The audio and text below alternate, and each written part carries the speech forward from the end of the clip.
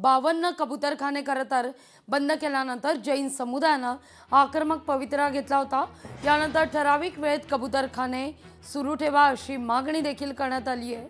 जैन समाजातील काही सदस्यांनी या संदर्भात महापालिका आयुक्त भूषण गगराणी यांची भेट घेतली।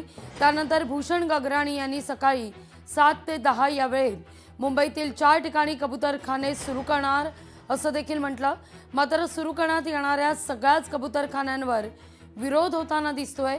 तर वरळी येथील कबूतरखान्याजवळ वरळी शहराचा जलसाठा आहे, यामुळे सुरक्षतेचा प्रश्न देखील निर्माण झालाय। या सगळ्याचा आढावा घेतला आपल्या प्रतिनिधी भाग्यश्री प्रधान आचार्य यांनी।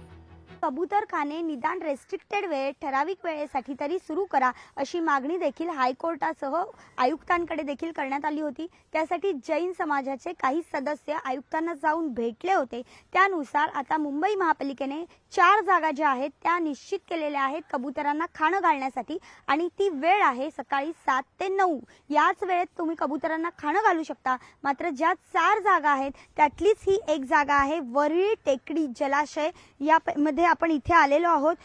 दुसरी जी जागा असणार आहे ती अंधेरी पश्चिम जवळची असणार आहे। ती महापालिकेने निविदा काढलेल्या आहेत, संस्थांनी पुढे या, कारण 7 ते 9 या वेळेत कबूतरांना खायला घालण्यात येणार आहे। 9 नंतर या सगळ्या ठिकाणाची स्वच्छता करायची आणि लोकांना खायला घालू द्यायचं नाहीये, यासाठी तिथे काही संस्था ज्या आहेत त्या नेमण्यात येणार होत्या। त्यासाठी निविदा देखील महापालिकेने काढलेल्या होत्या। मात्र या निविदांना प्रतिसाद देत एकही संस्था जी आहे ती पुढे आलेली नाहीये। त्यामुळे महापालिकेने अद्यापही हे जे कबूतरांना खाणं घालण्याचं जे काम आहे ते सुरू केलेलं नाहीये। त्यामुळे नुसतंच जाहीर केलेल्या 4 जागांनी देखील कबूतरांना खाणं घालण्यासाठी वादग्रस्त ठरणार का, हा प्रश्न आता पुन्हा नव्याने निर्माण झालेला पाहायला मिळतोय। कॅमेरामन विनीत पेडणेकर सह मी भाग्यश्री प्रधान आचार्य, लोकशाही न्यूज, मुंबई।